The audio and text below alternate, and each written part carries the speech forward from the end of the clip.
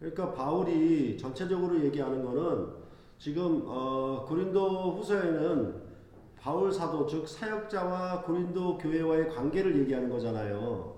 그렇게 얘기했을 때 지금 7장까지 하는 얘기는 궁극적으로 뭐냐 하면 마음으로 우리를 영접하라는 얘기 아닙니까? 그렇죠? 이 사도직을 인정하고 받아들이라는 것인데 그 사도직을 인정하고 받아들인다는 것은 그냥 너 괜찮다라는 의미가 아니라 뭐냐 하면 사도가 말씀을 가르치는 직분자로서 교회에 권고하는 말을 너희가 들으라라고 얘기하는 거죠. 그렇죠? 거기에 순종하기를 바라는 것이죠. 그렇게 얘기했을 때 왜 이 사도 바울 사도를 멸시하거나 받아들이지 아니하는 이런 그 행태를 고린도 교회가 나타내느냐라고 할 것 같으면 고린도 교회는 여전히 육체의 지혜대로 사람을 판단하기 때문에 즉 사역자나 직분자를 판단했기 때문에 그런 것이고 사도 바울은 그 점에 대해서 뭐라고 얘기하냐면 하나님의 은혜대로 그 판단을 해야 된다라고 얘기를 하고 있는 것이죠. 전체적으로는 그렇죠. 그런 부분들을 생각하면서 그러면 사도가 얘기할 때 뭐냐하면 내가 교회를 간다고 해놓고 안 갔다라고 하는 의미는 뭐냐라고 얘기했을 때 고린도 교회는 사도가 사역자로서 너무 우유부단하다 말한 것을 지키지 않는다라고 얘기할 수도 있죠. 하지만 사도가 얘기하기를 더 중요한 포인트는 뭐냐 하면 나는 너희 믿음을 주관하는 자가 아니라 너희를 돕는 자가 된다라는 의미고 그것이 너희를 아끼고 사랑하는 것이다라고 얘기를 했죠. 그것이 그런 표현이 뭐냐면 구약적인 관계는 주인과 종의 관계니까 지배하고 감시하고 감독하고 명령하는 그런 관계죠. 그러나 신약의 관계는 그런 관계가 아니죠. 어떤 의미냐면 인자는 섬김을 받으러 오지 않고 섬기려고 왔다 하는 말 속에서 나타나 있는 거예요. 그렇죠. 그러니까 구약적인 질서는 기본적으로 섬김을 받는 질서예요.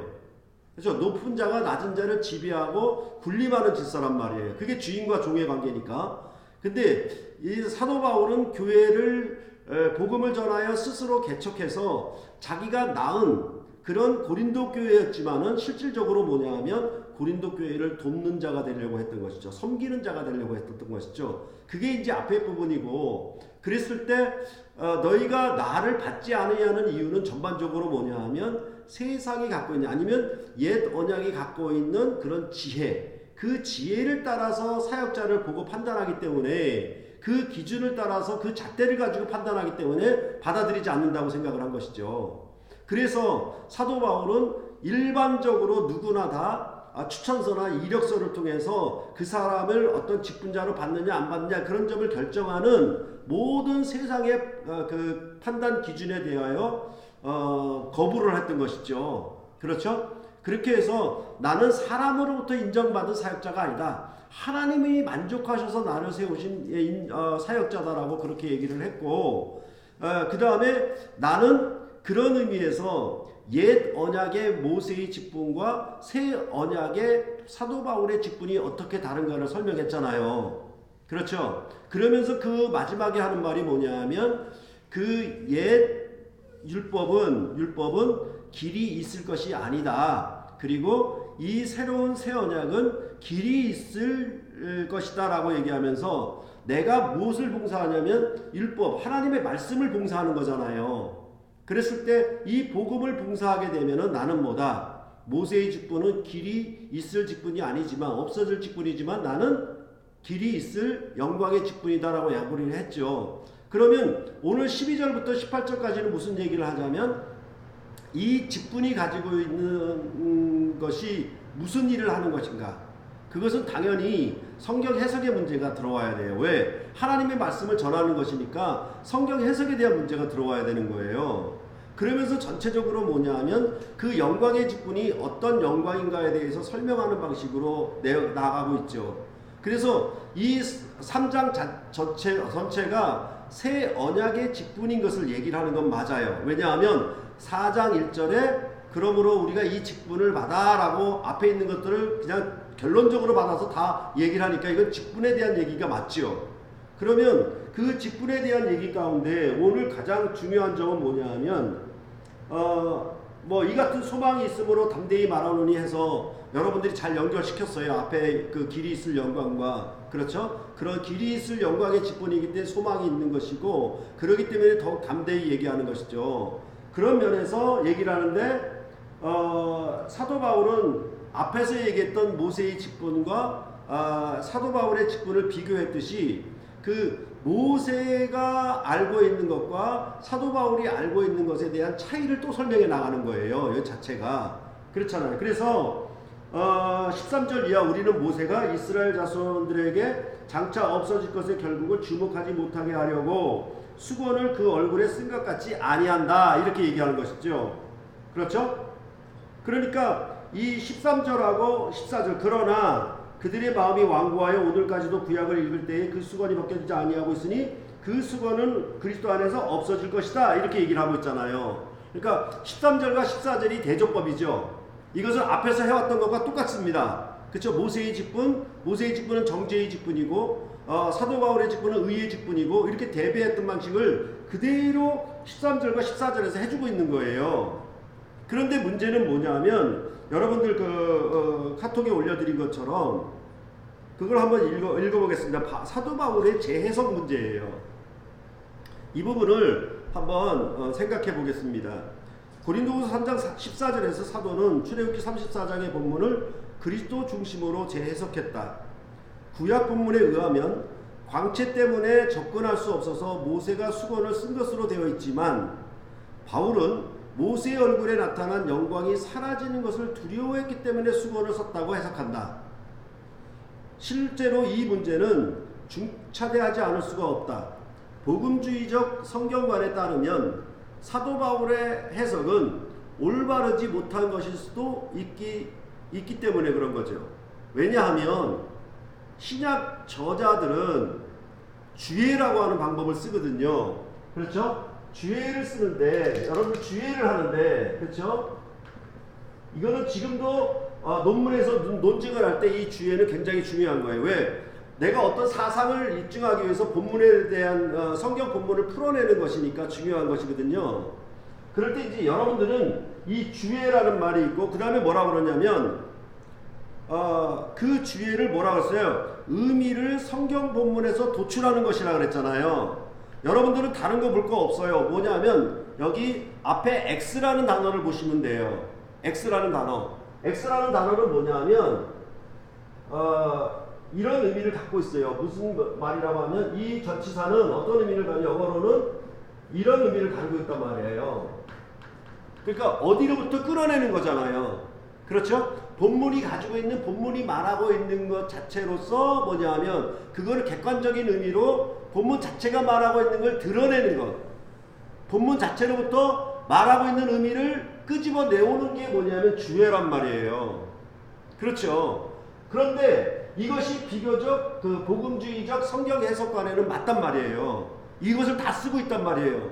그런데 지금 사도 바울이 이렇게 없어질 것에 그 결국을 주목하지 못하게 하려고 수건을 썼다라고 하는 부분은 사실은 맞지 않아요. 그럴 때 여기서 이제 곡해라는 말을 썼는데, 이것도 한 단어만 보면 돼요.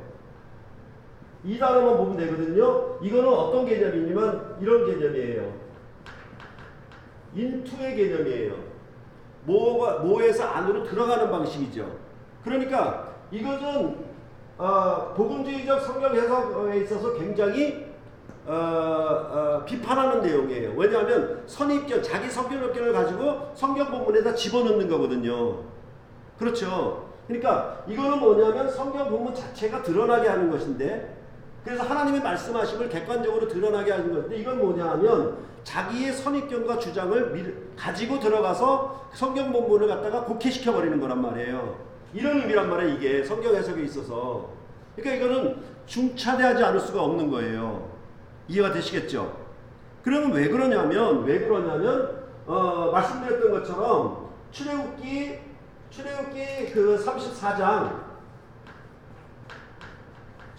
34장에 지금 바울이 이 고린도후서 3장 13절에서 말한 부분을 도출해낼 수 있냐는 거예요. 그게 안 돼요. 없어질 것의 결국을 주목하지 못하게 하려고 라는 의미를 우리가 주의라는 방법을 써가지고 그 출애굽기 본문을 그대로 아무리 끌어내려고 해도 바울의 이런 재해석의 관점을 가져올 수가 없어요. 그쵸? 여기서 그 성경 해석의 아주 중요한 그 의미 그리고 사도적 권위가 무엇인지에 대해서 우리가 알아야 되는 거예요. 이것을 구약 성경 출애굽기와 지금 바울이 말한 고린도후서가 서로 안 맞다 그러고 이걸 비판하고 넘어지는 자들이 있어요. 성경이 맞지 않다라고. 그거는 성경 해석, 그 사도적 권위가 무엇인지에 대해서 전혀 몰라요. 그렇기 때문에 나타나는 거예요. 그랬을 때 여기 보면은 여기 말하는 것처럼 뭐냐면 어떻게 사도들이 이렇게 구약 본문과 다르게 해석할 수가 있는가 이 점이죠. 그렇죠? 그래서 사도 바울의 이런 해석은 구약 본문을 문맥을 따라 객관적으로 읽음으로써 결론에 이른 것이 아니다. 오히려 그는 올바른 성경 해석의 절대적인 출발점이 되는 사건에서 해석을 시작한 것이다. 즉 부활하신 그리스도의 사건이 그들로 하여금 즉 사도들로 하여금 구약 성경을 새롭게 읽은 것이다 라고 말하고 있는 거예요. 그러니까 우리는 이렇게 생각을 하는 것이 일반적이에요. 뭐냐면 구약을 잘 읽으면 무난하게 어디로? 신약으로 갈 수 있다라고 생각하는 거예요. 그쵸? 예. 구약을 잘 읽으면 신약에 도달할 수 있다라고 생각을 하는 점이에요. 이렇게 많이들 생각하잖아요. 그런데 지금 사도들의 해석은 어떤 의미냐면 여기서 여길 가지 못한다는 거예요. 어떻게 하냐면 여기 나타난 그리스도의 죽고 부활하신 사건에서 이쪽으로 가야 구약이 벗겨진다는 내용이에요. 무슨 말인지 알겠습니까? 그것은 사도 바울이라고 하는 이런 인물을 볼 때에는 더더욱 그래요. 갈라디아에서 말할 때 사도 바울은 유대교회에서 지나친 유대교회의 율법에 대하여 지나친 열심을 가진 자예요. 그리고 가말리엘에게서 사사한 유대인의 아주 위대한 선생 중에 하나인 사람에게 사사한 아주 수제자였단 말이에요. 그런 정도였단 말이에요. 그러니까 이 모세의 율법에 아주 구약에 정통한 사람이에요. 이 사람이 이 구약 성경을 차분히 정통하게 정확하게 읽어서 그리스도에게 이르렀는가라고 얘기하면 바울의 역사는 그렇지 않아요. 오히려 예수와 그 믿는 자들을 핍박했죠. 무슨 얘기인지 아시겠죠? 그러면 사도 바울이 바뀌게 되는 결정적인 계기가 어디냐? 그렇게 얘기할 때 여러분들은 이제 잘 모르겠지만 김세윤 박사라고 한국에서 위대한 신학자가 나왔는데 그분이 논문을 쓰기를 뭐냐면 바울의 복음의 기원이 어디 있는가? 그렇게 했을 때 다메섹 도상으로 본 거예요. 그가 예수 믿는 자를 잡아서 잔해하고 그들을 핍박하려고 다마스커스 글리 가다가 다메섹 도상에서 부활하신 주님을 만난 거예요. 그것이 뭐냐 하면 사도 바울이 바뀌게 된 계기예요.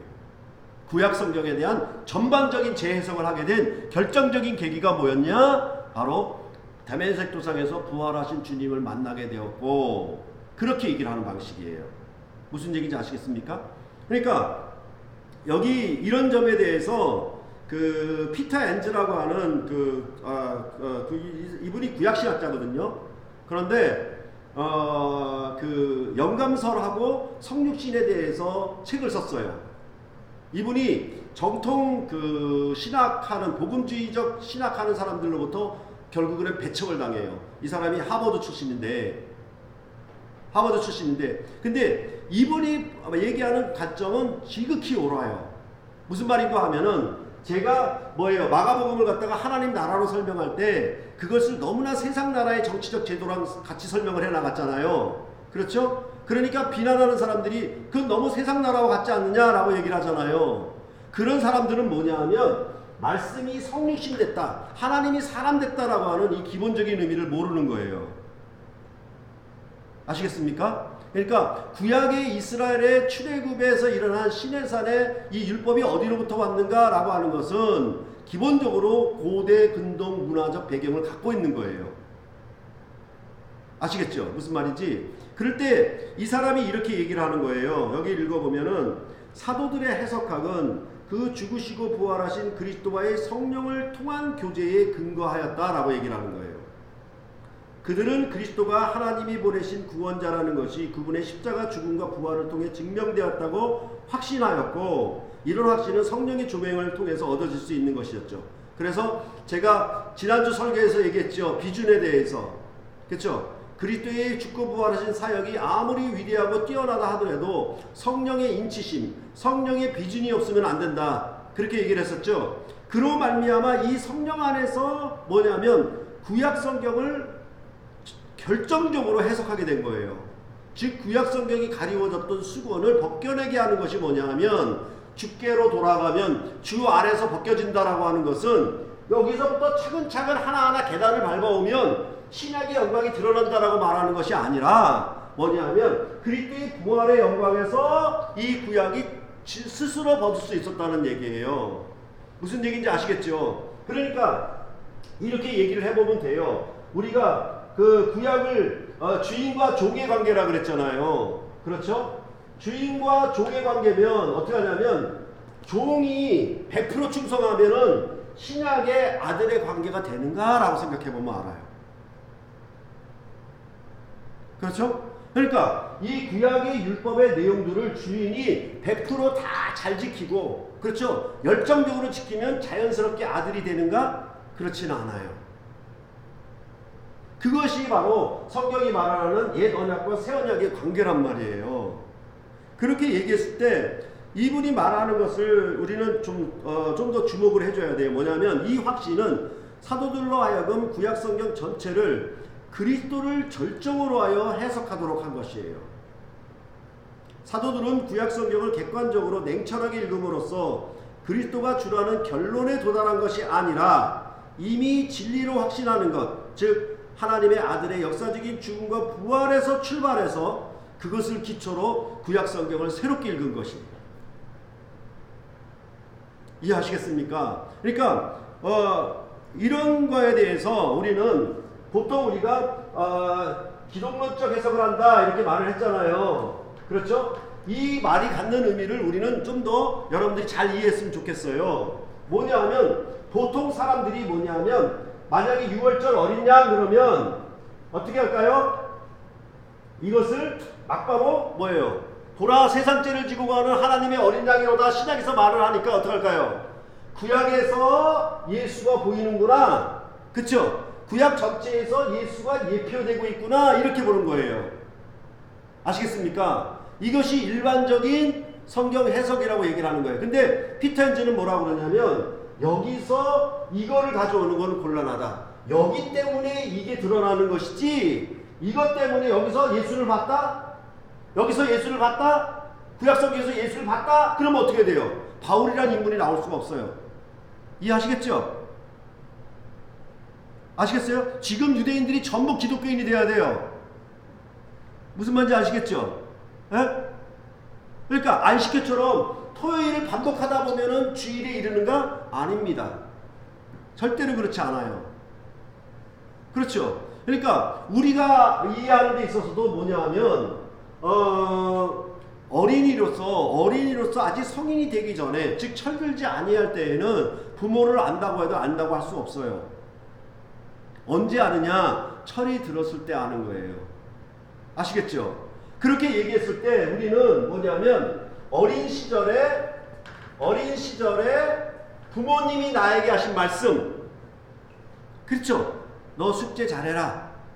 너 숙제 다 했니? 라고 하는 말씀을, 그 말씀을 어린 시절에 들었던 말씀을 우리가 반복하고 그것을 계속 100% 잘 지키면 어른이 되는가? 그러면 어른으로서 어떻게 해야 되느냐? 이 말씀을 갖다가 더 충성스럽게 잘 지키는 방식으로, 어머니 나 대학을 다니는데 나 숙제 다 했어요 라고 부모님 말씀에 순종했다라고 말하면 안 되는 거예요. 무슨 말인지 아시겠죠? 무슨 말인지 알겠죠? 그게 안 되는 거예요. 어린 시절에 숙제 다 하는 것으로 내가 성인이 된다? 아니에요. 완전히 새로운 거풀을 입어야 돼요. 새로운 변화를 가져와야 돼요. 무슨 얘기인지 아시겠죠? 그게 뭐냐면 옛 언약과 새 언약의 관계라는 거예요. 그랬을 때 뭐냐면 이 어린 시절에 너 숙제 다 해라고 하는 부모님의 가르침이나 명령을 어디서 해석하냐면 내가 성인이 되었을 때 이것을 재해석하는 거예요. 어떻게 합니까? 이거는 숙제를 다 했다는 그 명령과 말씀을 벗겨내는 거예요. 아시겠어요? 어떻게 벗겨낼까요? 내가 대학에 왔으니까 내가 하고자 하는 전공이나 그런 학문에 대한 열정을 다라는 의미로 해석해버리죠. 무슨 말인지 아시겠어요? 그러면 여기 어린 시절의 그 문맥에서 그 상황과 문맥에서 부모가 나에게 했던 말 그대로 나에게 접목시키면 안 되죠. 그렇죠? 여기에 없던 말로 지금 내가 재해석을 한 거잖아요. 무슨 얘기인지 아시겠어요? 그것이 뭐냐면 사도들의 성경의 재해석이에요. 그러니까 예언과 성취 이렇게 얘기했을 때 구약에도 예수 그리스도가 예표됐고 신약에도 예수 그리스도가 대표돼서 기독론적 해석을 한다는 말은 성경을 모두 예수 그리스도로 읽어라라고 하는 말의 의미에 있어서 우리는 조금 조심을 해줘야 된다는 거예요. 이해하시겠어요? 아시겠어요? 그러니까 뭡니까? 이제 그리스도 안에서 우리에게 주신 성령 안에서 비로소 뭐예요? 우리만이 여러분과 저만이 어떻게 할 수 있다? 이 구약 성경을 벗겨낼 수가 있는 거예요. 이해하시겠어요? 전반적으로 그죠? 그런 특권과 영광이 여러분과 저에게 있는 거예요. 이것이 신약의 말씀의 사역자들에게 주신 영광이고 이해하겠죠? 그런 부분들에 대해서 잘 생각을 해야 되는 거예요. 그러니까 뭐냐면 우리가 이렇게 얘기해 왔던 이 부분들을 우리는 좀 더 뭐예요? 면밀하게 세밀하게 기억을 해야 되는 거예요. 아시겠죠? 우리의 일상의 경험에 있어서도 우리는 어떻게 한다? 이렇게 어린 시절로부터 자연히 어른으로 성장하는 그렇죠? 이런 게 아니죠. 우리가 얘기했던 것처럼 성경은 연속적인 의미만 있는 것이 아니죠. 불연속이 있어야 되죠. 아시겠죠? 그래서 당연히 뭐다? 이전에도 설명을 했을 거예요. Reading backwards 이렇게 얘기한 거죠. 항상 역사는 어떻게 한다? 밝게 빛난 것에서 과거를 해석해 들어가는 방식입니다. 그렇죠? 그러니까 모든 신학이 어떻게 했냐면 창세기 창조로부터 출발해서 신학을 해왔어요. 그렇죠? 그러나 그렇게 하지 말아라. 뭐하다? 이 창세기를 완성하고 성취한 출애굽기 관점에서 창세기를 거꾸로 읽으라고 얘기했잖아요. 무슨 얘기인지 알죠? 그래야 창조의 천지만물의 창조 사건이 익혀지는 것인데 어디서 했어요? 창조로부터 들어가 버렸으니까 이게 해석이 안 되는 거예요. 이해하겠죠? 그렇죠? 모든 역사는 어떻게 한다? 항상 후대가 기록한다. 그리고 그 기록이라고 하는 것은 역사적인 사실을 기록한 것이 아니라 해석한 역사의 기록이라고 말씀드렸죠? 그렇죠? 일정한 때에 뭔가 완성이 되고 성취된 시점에 과거의 역사를 해석해서 기록하는 거예요. 그게 모든 기록이에요.